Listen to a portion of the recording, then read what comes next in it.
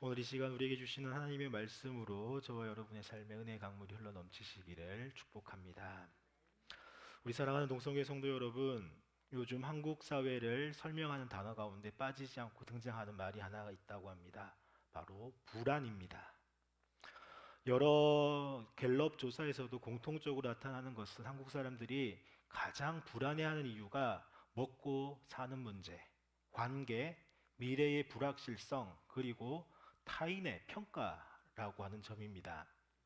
특별히 흥미로운 점은 경제적 조건이 조금 나아져도 불안은 쉽게 사라지지 않는다는 것입니다.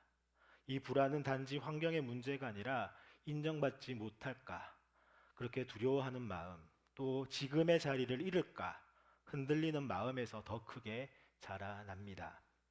그렇다면 신앙인은 다를까요? 안타깝게도 여러 신앙 관련 조사들을 보더라도 신앙인 역시 불안에서 완전히 자유롭지 않다고 합니다. 믿음을 고백하지만 미래는 여전히 두렵고 하나님의 뜻을 말하지만은 사람의 시선에는 여전히 민감하고 또 선택받았다라고 믿으면서도 인정받지 못할까봐 마음이 흔들린다고 합니다. 우리 사랑하는 동성교회 성도 여러분, 신앙이 없어서 불안한 것이 아니라 믿고 있음에도 불안한 시대를 우리는 살아가고 있습니다. 바로 이 지점에서 오늘 우리가 만나는 인물이 등장합니다. 바로 이스라엘의 초대왕 사울입니다. 사울은 왕이었습니다. 선택받은 사람이었고 하나님의 기름 부음을 받은 사람이었습니다. 그런데 그는 한 번도 마음 편한 왕이 아니었습니다. 늘 흔들렸고 늘 불안했습니다.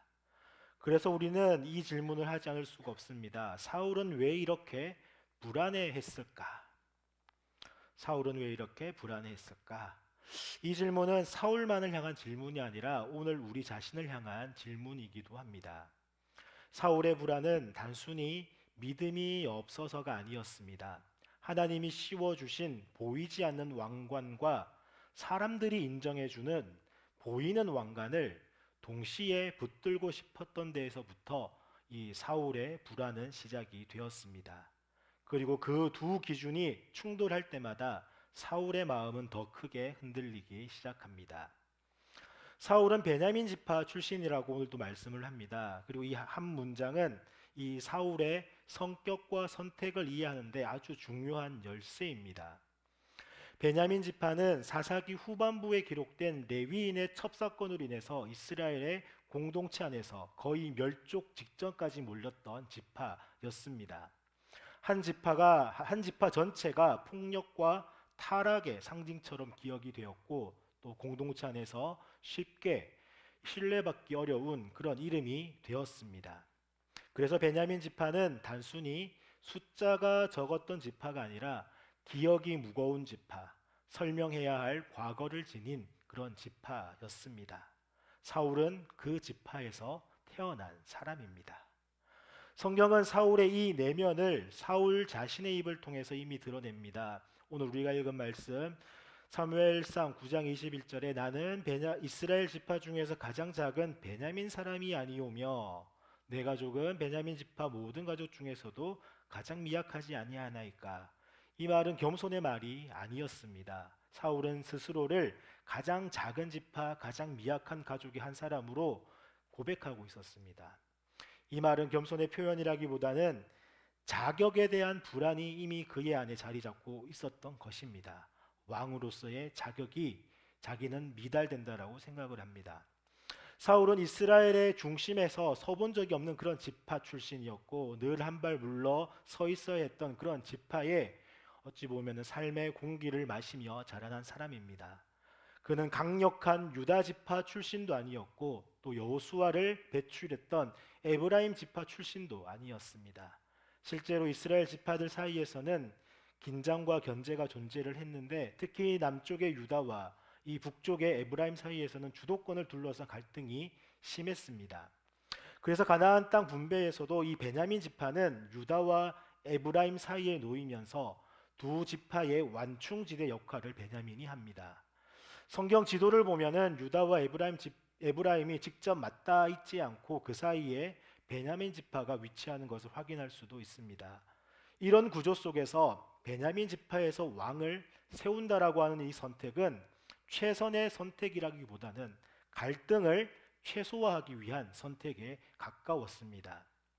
사울은 강력한 지지 기반 위에 세워진 왕이라기보다는 서로 견제하던 지파들 사이에서 합의된, 즉 타협의 왕이었습니다. 그래서 사울은 왕이 되었지만 우리가 열망한 왕이라기보다는 모두가 반대하지 않을 그런 왕에 가까웠던 것입니다. 왕의 자리는 있었지만은 그 자리를 떠받치는 뿌리는 약했고, 언제든지 다른 선택지가 등장한다라면 흔들릴 수 있는 자리가 바로 사울의 왕위였습니다. 이런 구조 속에서 사울은 자연스럽게 보이지 않는 하나님의 선택보다는 눈에 보이는 왕의 조건에 민감해질 수밖에 없었습니다. 그의 외모가 출중했고 전쟁에 나가면 승리하는 왕다운 카리스마를 보여주었습니다. 그것이 그의 왕권을 붙들어주는 중요한 요소였습니다. 그러나 동시에 그것은 사울로 하여금 사람들의 여론과 평가 또 반응에 점점 더 예민해지게 만들었습니다. 그래서 사울은 왕이 된 이후에도 마음 깊은 곳에서 이런 질문을 놓지 못합니다. 나는 정말 선택받은 왕인가? 아니면 잠시 세워지는 사람인가? 언제든 더 나은 사람이 나타나면은 나는 밀려나지는 않을까? 바로 사울의 불안은 성격의 문제가 아니라 그가 서 있었던 그 자리의 문제였습니다. 그리고 이 불안은 그를 점점 하나님보다 사람을 바라보게 만드는 그 내면의 압력으로 작용하게 됩니다. 사울왕의 이야기는 사울의 실패를 이미 알고 있는 후대 공동체에 의해서 기록이 됩니다. 그리고 오늘 본문은 사울이 어떻게 끝났는지를 알고 있는 사람들이 사울의 시작을 다시금 바라보며 써내려간 이야기입니다. 그렇기 때문에 성경은 사울을 처음부터 악한 왕으로 그리지 않습니다. 성경은 이 사울의 타락을 성급하게 요약하지도 않고 또 그를 즉시 판단의 자리로도 세우지 않습니다. 오히려 성경은 사울의 출발 지점을 아주 차분하고 정직하게 보여줍니다. 사울은 하나님의 부르심을 받았습니다. 분명히 선택된 사람이었습니다. 그러나 그 부르심 앞에서 사울은 조금도 당당하지는 않았습니다. 사무엘이 부르자 사울은 앞으로 나서지도 못하고 사람들 사이에 숨어 있습니다. 왕으로 세워지는 이 자리에서도 사울은 자신을 드러내기보다는 자신을 감추는 쪽으로 선택을 합니다. 성경은 이 장면을 우연한 해프닝처럼 기록하지만 이미 왕 앞에서 우리는 보았습니다. 이미 앞에서 보았습니다. 사울은 스스로를 가장 작은 지파, 가장 미약한 가족의 사람으로 고백했던 인물입니다. 그러므로 이 숨은 단순한 겸손이 아니라 자격에 대한 깊은 이 불안에서 비롯된 태도라고 할 수 있습니다. 즉 사울의 마음에는 이런 질문들이 끊임없이 맴돌고 있었던 것입니다. 내가 정말 이 자리에 서도 되는가? 이 선택이 오래 갈 수 있을까? 사람들이 나를 받아들이지 않으면 어떡할까?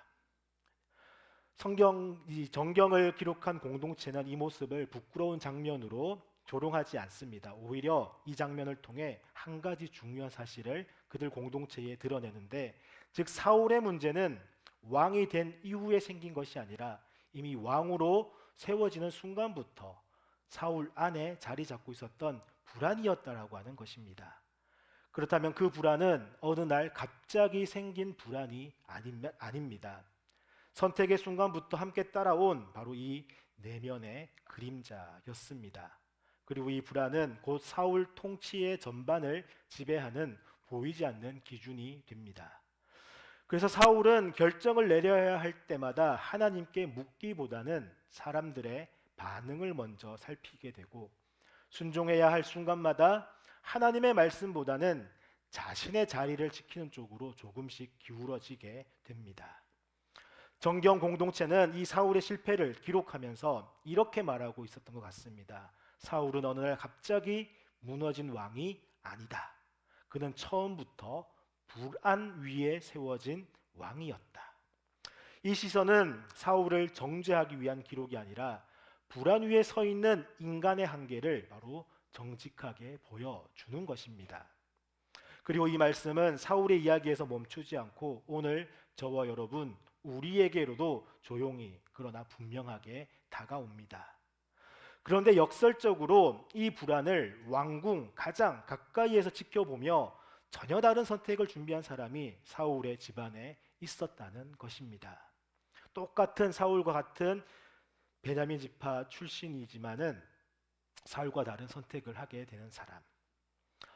우리 사랑하는 농성교회 성도 여러분, 사울의 이 고백은 오늘 우리에게도 전혀 낯설지만은 않습니다. 제가 이 자리에 설 자격이 있습니까? 그리고 이 역할을 나는 감당할 수 있습니까? 사람들이 나를 인정해 주지 않으면 어떡합니까? 이 질문들은 신앙이 없어서 나오는 말이 아니라 오히려 책임을 맡은 사람들, 또 하나님 앞에 서려고 애쓰는 사람들 안에서 더 자주 떠오르는 질문들입니다. 오늘 우리는 하나님께 선택받았다라고 분명히 고백합니다. 하지만 그러면서도 그 선택을 하나님의 시선 안에서가 아니라 사람들의 반응 속에서 확인하려고 할 때가 많다는 것입니다. 그래서 어느 순간부터 하나님의 말씀이 아니라 바로 사람들의 평가가 우리의 마음을 흔들고 있으며 하나님의 약속이 아니라 사람들의 표정과 분위기가 바로 또 결정을 좌우하게 됩니다. 우리 사랑하는 녹성교회 성도 여러분, 우리는 하나님을 믿지 않아서 불안한 것이 아닙니다. 하나님을 믿고 있으면서도 여전히 사람들의 시선 한가운데에서 살아가고 있기 때문에 불안을 경험하는 경우가 많다는 것입니다. 바로 그 지점에서 사울이 서 있었습니다. 그래서 사울의 이 이야기는 먼 과거 왕의 이야기가 아니라 선택받았음에도 마음이 놓이지 않는 바로 오늘 우리 신앙인의 현재를 또한 정직하게 비추어 주는 말씀입니다. 그래서 성경은 사울의 이야기를 그냥 쉽게 지나가게 두지 않습니다. 이 말씀은 오늘 우리 각자의 삶의 자리에 서서 조용히 묻고 있습니다. 너는 지금 하나님의 선택 안에 머물러 있느냐? 아니면 여전히 사람의 반응을 기다리고 있느냐? 이 질문 앞에서 이제 사울의 선택이 구체적으로 행동으로 또한 드러나기도 합니다. 사울의 불안이 커지면 커질수록 하나님 또한 침묵하지는 않았습니다. 하나님은 사울을 포기하지 않으셨고 왕위에 세워놓고도 그냥 멀찍이 떨어져서 지켜보는 분이 아니셨습니다. 사울의 불안이 깊어질수록 하나님은 더 가까이 다가오셔서 더 분명하게 말씀을 하셨습니다. 하나님은 사울을 왕으로 세워놓고 그리고 오히려 하나님은 이 사울의 불안이 커지면 커질수록 더 가까이 더 분명하게 말씀하시는 하나님으로 등장합니다. 바로 하나님은 사무엘을 통해 계속해서 사울에게 말씀을 하셨던 것입니다. 무엇을 해야 하는지, 어디까지 순종해야 하는지, 왕의 자리가 무엇으로 유지가 되는지 하나하나 꼼꼼히 짚어주기까지 했습니다. 하나님은 제사의 질서를 분명히 하셨습니다. 왕이라고 해서 말씀보다 앞설 수 없고 상황이 급해도 순종은 생략될 수 없다는 것을 이 사울 앞에서 명확하게 세워주셨습니다. 또한 하나님은 전쟁의 방향과 또한 한계 또한 알려주십니다. 어디까지 싸워야 하고 어디에서 멈추어야 하며 승리가 누구에게서 오는지를 분명히 말씀하셨습니다. 그리고 하나님은 단 한 번도 이 순종의 기준을 낮추지도 않으셨습니다. 사울의 불안이 커졌다고 해서 그 지파의 배경이 약하다라고 해서 정치적 상황이 복잡하다라고 해서 이 기준 또한 조정하지는 않으셨습니다. 하나님은 이미 사울이 왕의 자리를 말씀 안에서 지킬 수 있는 길을 충분히 열어 두셨던 것입니다. 문제는 하나님이 말씀하지 않으신 데에 있지 않다는 것입니다. 문제는 사울이 그 말씀을 기다릴 수 없게 되었다라는 데에 문제가 있습니다. 어느 순간 사울의 귀에는 이 사무엘의 약속보다는 흩어지는 이 백성들의 발소리가 더 크게 들렸을 것입니다. 눈에 보이지 않는 하나님보다는 눈에 보이는 블레셋, 지금 눈앞에 자신을 떠나는 사람들의 그 뒷모습, 그의 마음을 더 세게 흔들었습니다. 눈에 보이지 않는 하나님의 선택보다 눈에 보이는 사람들의 반응과 앞에 맞닥뜨린 적들에게 더 무겁게 느꼈던 순간들이 있었던 것입니다. 그래서 사울의 불안은 그를 단번에 하나님에게서 떠나게 만들지는 않았습니다. 오히려 그 불안은 사울로 하여금 하나님을 다른 방식으로 붙들게 만듭니다.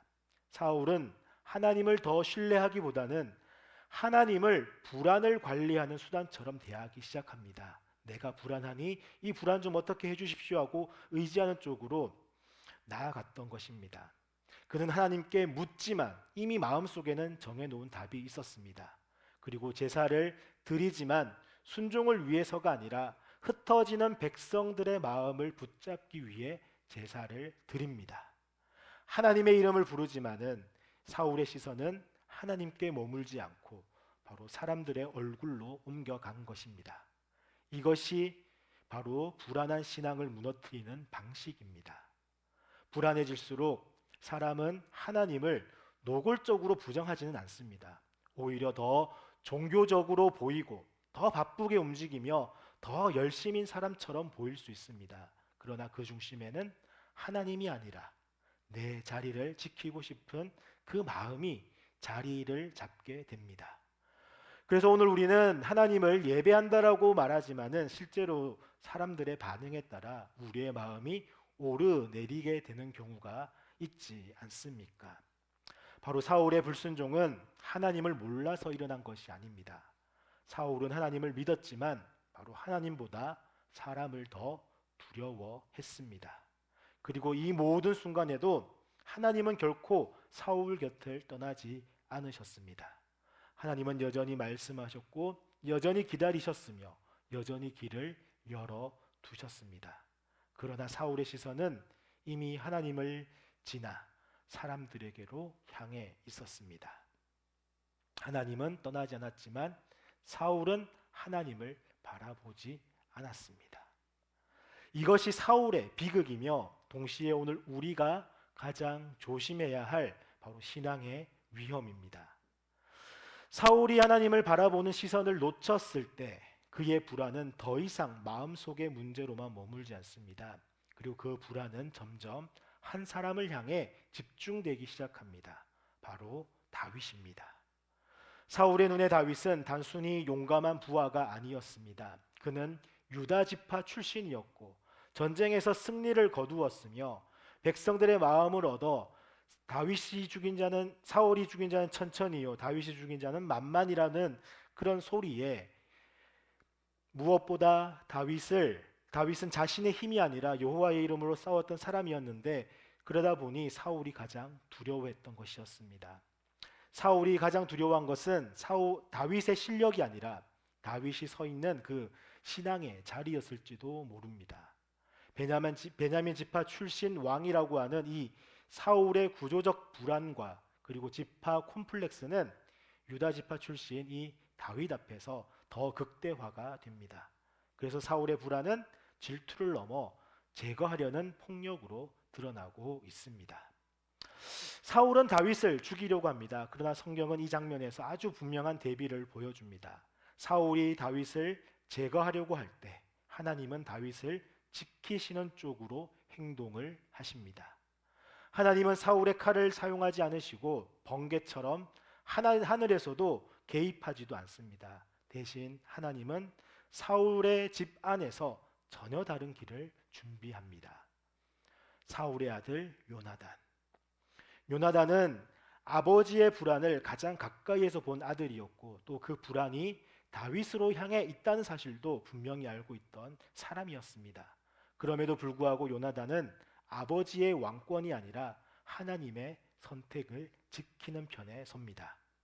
왕의 아들이었지만 자기 왕좌를 지키는 사람이 아니라 하나님의 뜻을 알아보는 사람이 이 요나단이었습니다. 성경은 이 장면을 통해서 아주 분명한 복음의 방향을 우리에게 보여줍니다. 하나님은 선택하신 사람을 그냥 방치하지 않으신다. 다윗의 도피 여정은 우연의 연속이 아니었고 또 그것은 쫓기는 한 사람의 생존기가 아니라 선택을 끝까지 책임지시는 하나님의 행동이었습니다. 사울은 불안 속에서 다윗을 제거하려고 했지만 하나님은 사울의 집안에서조차 다윗을 보호하시는 길을 여셨고 다윗이 한 걸음씩 하나님의 시간으로 걸어가도록 인도를 하십니다. 이것이 사울의 이야기에 나오는 하나님의 행동인 것입니다. 그래서 사울의 이야기의 결말은 바로 구원의 방향입니다. 사랑하는 농성교회 성도 여러분, 오늘 이 장면에서 우리는 중요한 사실 하나를 보게 됩니다. 사울은 자신의 불안을 또한 해결하려고 다윗을 제거하려고 했지만은 하나님은 그 불안을 다윗을 통해 전혀 다른 길로 넘기셨다는 것입니다. 하나님은 불안을 없애는 방식으로 일하시기보다는 이 불안을 통과하여 하나님의 선택을 바로 드러내는 방식으로 구원을 이루십니다. 그리고 성경은 이 이야기를 여기서만 멈추지 않습니다.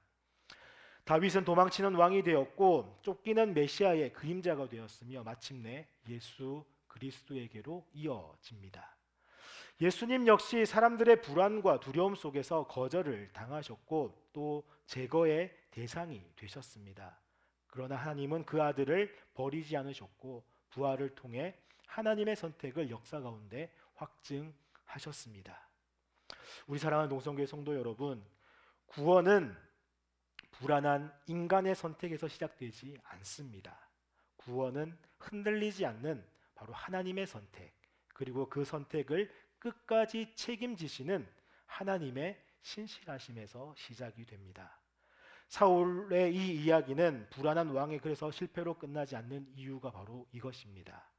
이 이야기에서도 불안 속에서도 선택을 포기하지 않으시는 이 하나님의 신실하심을 또한 증언하고 있으며 오늘 우리의 시선을 다시금 하나님께로 돌려놓습니다. 우리 사랑하는 농성교회 성도 여러분, 이 사울의 이야기는 실패한 한 왕의 기록으로 끝나지 않습니다. 이 이야기는 우리 불안한 인간들의 선택, 우리 인간의 선택보다 흔들리지 않는 하나님의 선택이 어떻게 역사를 이끌어 가고 있는지를 또한 보여주는 말씀입니다. 사울은 불안 속에서 사람들의 시선을 붙들려고 했지만 하나님은 그 불안 속에서도 하나님의 선택을 결코 포기하지 않으셨습니다. 사울이 다윗을 제거하려 할 때에도 하나님은 다윗을 지키시는 쪽으로 행동하셨고 사람의 계산이 아니라 하나님의 시간으로 그 구원의 길을 결국은 완성하십니다. 오늘 이 말씀 앞에서 저와 여러분은 이 질문을 피할 수는 없습니다. 나는 지금 불안을 없애기 위해서 애쓰고 있는가? 아니면 하나님이 이미 하신 그 선택을 신뢰하면서 서 있는가? 이 질문 앞에서 우리는 쉽게 대답하지는 못할 겁니다. 하지만 신앙은 불안을 느끼지 않는 능력이 아니라 이 불안 속에서도 하나님의 선택을 붙드는 자리로 나아가는 여정이 신앙입니다. 그리고 성경은 결코 이 여정이 혼자의 싸움이 아니라는 것을 보여줍니다. 사울의 왕궁 안에서도 불안을 넘어 하나님의 선택을 신뢰했던 사람이 있었다고 했습니다. 바로 그의 아들 요나단입니다. 요나단은 누구보다도 불안한 조건을 가진 사람이었습니다. 왕의 아들이었고 왕위 계승권자라고 하는 가장 확실한 사람의 인정을 가진 사람이 바로 이 요나단입니다. 그러나 요나단은 그 보이는 왕관을 붙들지 않았습니다. 대신 하나님의 선택하신 사람을 알아보고 그 선택을 지지하는 길을 택했던 것입니다. 여기 보이는 왕관을 붙들다가 모든 것을 잃어버린 아버지가 있고 여기 왕의 아들로서 모든 것을 가질 수 있었지만은 보이지 않는 하나님의 선택을 더 귀하게 여긴 아들이 있습니다. 아버지가 실패했던 바로 그 자리에서 요나단은 믿음으로 다른 선택을 합니다. 우리 사랑하는 농성교회 성도 여러분, 오늘 우리는 사울의 불안을 분석하는 데서 멈추지 않고 이 요나단의 선택을 우리 자신의 길로 받아들이기를 원합니다. 불안이 커질수록 사람들의 반응을 붙드는 길이 아니라 하나님이 이미 하신 일을 신뢰하면서 또 그 선택 안에 서는 길로 나아가야 할 것입니다. 그리고 이 길은 이번 주 수요 기도회에서 요나단의 삶을 통해서 조금 더 깊이 함께 걸어가 보려고 합니다. 우리 사랑하는 농성교회 성도 여러분, 불안하지 않은 사람은 아무도 없습니다. 불안하지 않은 신앙인 또한 아무도 없습니다. 그러나 사울처럼 보이는 그 왕관을 택할 것인지 아니면 요나단처럼 보이지 않는 하나님의 그 선택을 선택할 것인지에 달려 있습니다. 저와 여러분은 어디를 선택하시겠습니까? 오늘 이 말씀을 통해서 하나님보다 사람을 바라볼 때 더욱더 불안해진다는 이 사울의 이야기를 통해서 우리가 바라보아야 할 것은 바로 하나님의 선택이라는 것을, 하나님이시라는 것을 다시 한번 더 깨닫고 살아가는 저와 여러분 되시기를 축복합니다. 기도하겠습니다.